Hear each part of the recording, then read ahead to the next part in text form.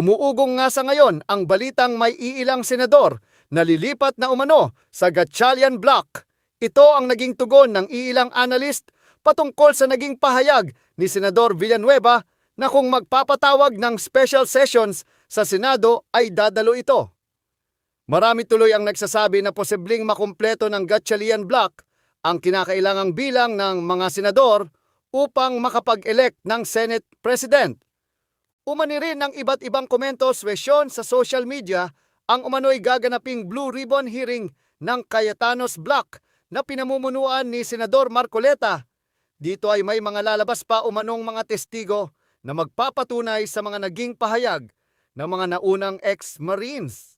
Sa post na ibinahagi ni Defensor sa kanyang social media ay nilinaw nito na marami pang magsisilabasan upang patutuhanan ang mga aligasyon ng 18 ex-Marines.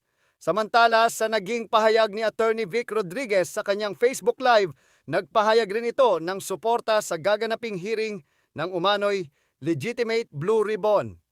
May pangamba naman si Attorney Vic Rodriguez na baka hindi ito matuloy kung sakaling kakasuhan ang ibang senador na nasa kampo ni Cayetano. Aniya kung may babaliktad rin umano sa kanilang hanay, ay wala nang magagawa ang Blue Ribbon hearing ng Cayetanos Block.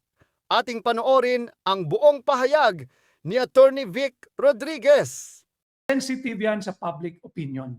Parinig ninyo yung inyong tinig at ilalagay ko rin dito sa ating live ngayong umaga. Kagaya ni Yvette Victorino. Sabi ni Yvette Victorino, palagay ko hindi aalis si Villanueva sa side ni SP Alan Peter Cayetano. I hope he will remain to be with the real majority. But again, ganun po ang demokrasya. Kung ano man ang magiging rason ng kung may lilipat man, wala po tayong magagawa. Sarili niyang disposisyon yun. Antayin na lang natin yung susunod na paghuhusga ng taong bayan at wag na silang makaulit muli sa atin. Yun lang ang ating remedyo. Pero kung sila'y magbabaliktad-baliktad, ang ating remedyo is again, through the ballots. Huwag na natin silang paulitin. Tingnan natin kung sino ang magtatraidor pa. Kung meron pa bang traidor sa lahat ng traidor. Kagaya nga nung salitang binanggit ni Senadora Camille Villar. Antabayanan natin bukas. Pero hanggat hindi nakakakuha ng totoong mayorya, ang nagpapanggap na nakakuha daw ng mayorya, ang legitimate Blue Ribbon Subcommittee Chair ay si Senator Rodante Dante Marcoleta na siyang magsasagawa ng pagdinig bukas bilang karugtong nung naganap na niyang hearing. Marami pong magaganap bukas. Meron pa pong isang araw pang schedule ng oral argument na gaganapin naman diyan sa Korte Suprema. Kung makikita ninyo, isa ang denominator ng lahat ng ginagawang pagdinig. Ito'y tungkol diyan sa gaganaping legitimate Blue Ribbon Committee hearing bukas o kaya diyan sa continuation ng oral argument sa Korte Suprema. Ang bottom line issue ng ginagawang pagdinig, corruption. Kurakot, korupsyon, lantaran, talamak sa ilalim ng Marcos Jr. administration. Kanya, mga kababayan, antabayanan po nating lahat bukas. Ano yung magaganap? 2 hearings sabayan. Alas 10 din ng umaga yung sa Korte Suprema, alas 10 din ng umaga yung diyan sa gaganapin sa The Legitimate Blue Ribbon Committee hearing under Senator Dante Marcoleta. So dito natin makikita, issue pa rin ng korupsyon Issue pa rin ng korupsyon. At bukas ay June 16. Pagsisimula, pagpapanumbalik ng Legitimate Blue Ribbon Committee hearing bukas. Na-postpone na antala po yan. And I agree with the reason that I've heard. Kaya daw hindi natuloy yung original setting last Thursday, I believe, sapagkat nga naman lumindol. At in deference doon sa mga nasalanta ng lindol, hindi ordinaryong lindol yun. Napakalakas. Nakita natin ang pinsala, napunit ang mga kalsada diyan sa Sarangani, diyan sa General Santos City, gumuho yung mga pampubliko at yung iba'y private buildings, ganong kalakas, marami ang nasawi. Marami rin ang nasugatan at maraming mga ari-arian ang napinsala, mga hanap buhay na napinsala. So tama lang na hindi muna itinuloy Pero bukas ay malinaw yan, tuloy na yung pagpapatuloy ng legitimate Blue Ribbon Committee hearing tungkol sa laganap, talamak, lantaran, walang hiyaan na pagnanakaw ng pondo nating mga Pilipino, yung flood control projects, yung ghosts flood control projects at yung mga substandard flood control projects. Ang dami ng video ang naglabasan at lahat ng mga nasasangkot hanggang sa ngayon ay hindi pa rin nakakasuhan. Ang tanong, bukas sa labas ng Senado gagawin ang pagdinig. Tama rin yon para hindi maantala yung nakaschedule na Blue Ribbon Committee hearing. Sapagkat yung Senado ho, basta't nandoon yung mayorya, yung totoong mayorya, merong totoong quorum, nandoon yung subcommittee chairman ng Blue Ribbon, doon po ang gaganapin ang hearing sa Double Gem EDSA Garden Events Place alas 10 ng umaga. Ulitin ko ha, panawagan doon sa mga malalapit sa lugar o yung may panahon, magpakita po kayo ng suporta para hindi maharas, hindi harangin, hindi takutin, hindi bulabugin, hindi guluhin yung gagawing pagdinig. Ano po yung maaring maganap this week? Meron din pong meron daw bibisita sa bansang Russia ngayong June 17, beginning June 17, para doon sa gagawin na event dyan sa Russia. Kukunin ko lang para eksakto tayo. Ngayon pong June 17 yan eh. June 17, ang event pong dadaluhan ay for the ASEAN-Russia Commemorative. Ano po yung ASEAN-Russia Commemorative Summit? Ito po ay from June 17 to 18. Kita ninyo ha, talagang asyong aksaya eh. Talagang he is painting the town red. Biyahe ng biyahe. Magkano ang gagastusin diyan sa June 17 to 18 na naman para lamang dumalo sa ASEAN-Russia Commemorative Summit? Hindi kinakailangan dyan. Kailangan yung perang gagastusin dyan, ibigay na lang. Doon sa hanggang ngayon, hirap na hirap matuntun ng rescue, ng relief, ng donation dyan sa Mindanao, dyan sa Sarangani, dyan sa General Santos, yung mga nasalanta, yung mga namatay, yun ang kinakailangan ng tulong. Maiintindihan ng bansang Russia kung hindi dadalo ang Pangulo ng Republika ng Pilipinas. Alam naman ng bansang Russia na nagpipilit lang tayo makisabay sa higit na mayayaman nating kababayan at kapwa miyembro ng ASEAN.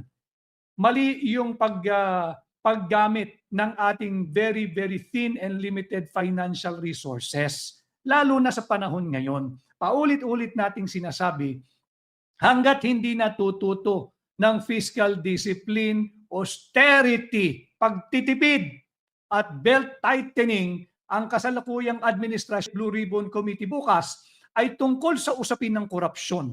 Korupsyon ng ating pondo at pera ng bawat Pilipino. Pera ng mamamayang Pilipino na naglaho at inanod dyan sa baha ng korupsyon.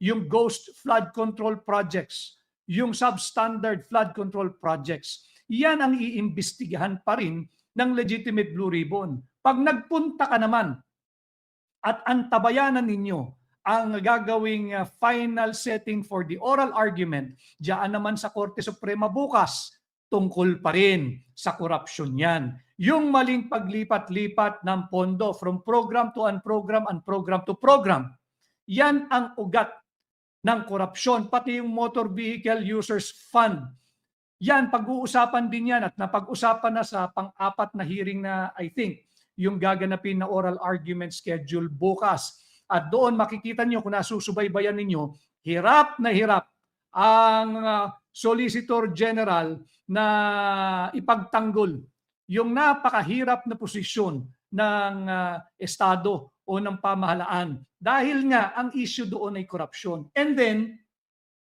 nakuha pang gumastos at mag-aksaya ng pera from June 17 to 18.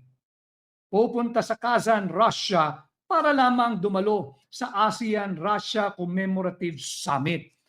Antabayanan natin. Pansinin ninyo, pag may mga kaganapan na malaki. Natataon na wala si Bongbong Marcos. Tingnan natin bukas.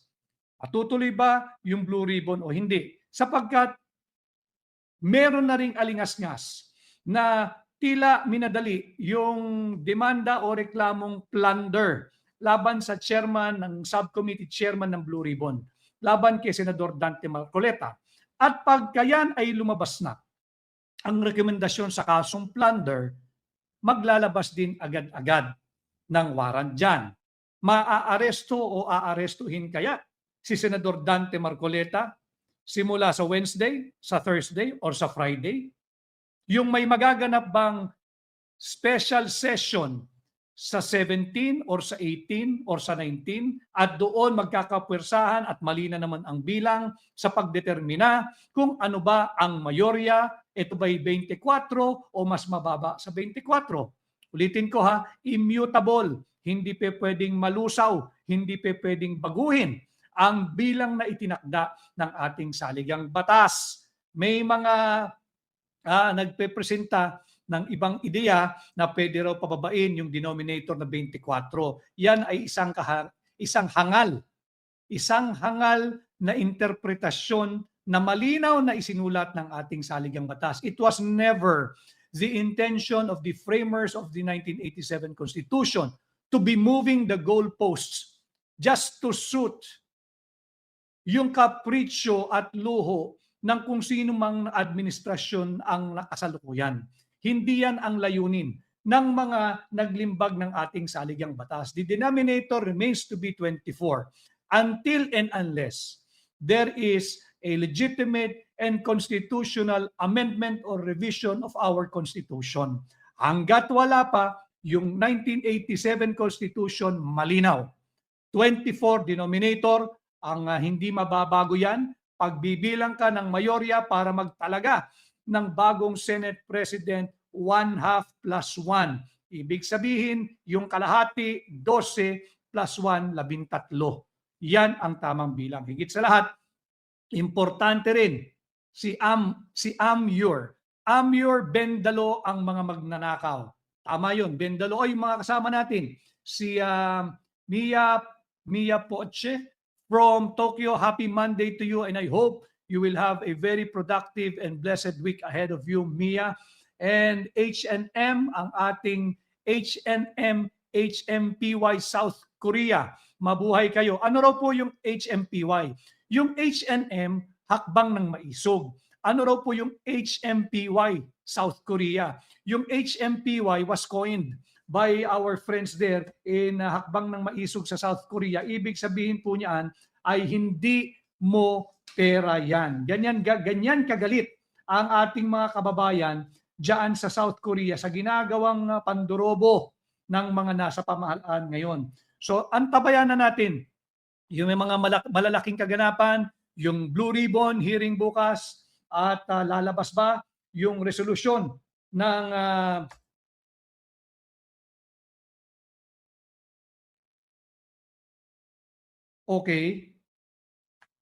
yung resolusyon ng kaso laban kay Senador Dante Marcoleta, yung sa plunder, lalabas ba yan this week? Mai-issuehan din ba siya ng warrant? Matutuloy kaya yung isa ring nagsinasabing special session ng Kongreso? Special session for what? Para lang matuloy na ang pagpapalit ng liderato? Wala tayong magagawa eh. Yan po yung mga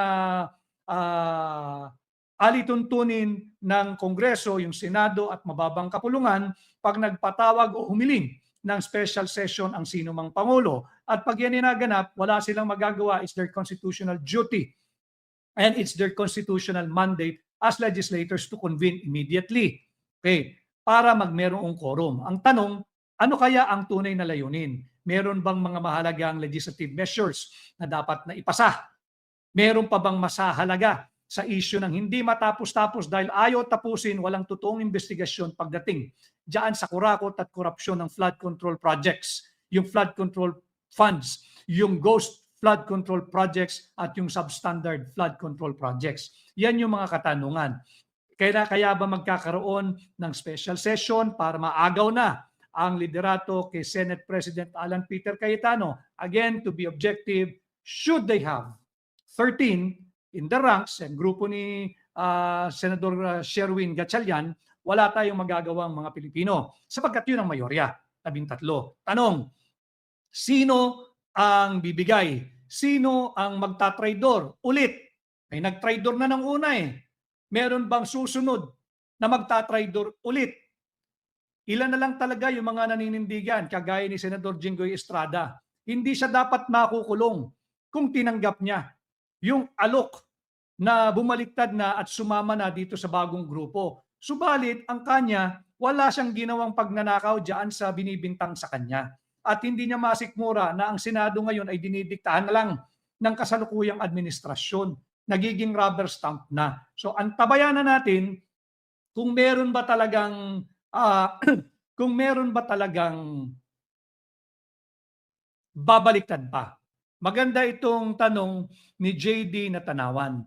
Kung may namatay na 2 senador, ano ang denominator? Pag may namatay na 2 senador, yan masasabi mong maaring bumaba na ang denominator. Bakit? Kasi yan authorized yan. Yung ganyang mga pangyayari. Pagka merong nag-resign, pag merong na-expel, o pag merong namatay, maari mong ibaba ngayon yung denominator. Pero sa kasalukuyan, wala namang nagre-resign, wala namang namatay, at wala namang ini-expel. Kaya dapat ang denominator, walang galawan, 24. Again, JD Natanawan,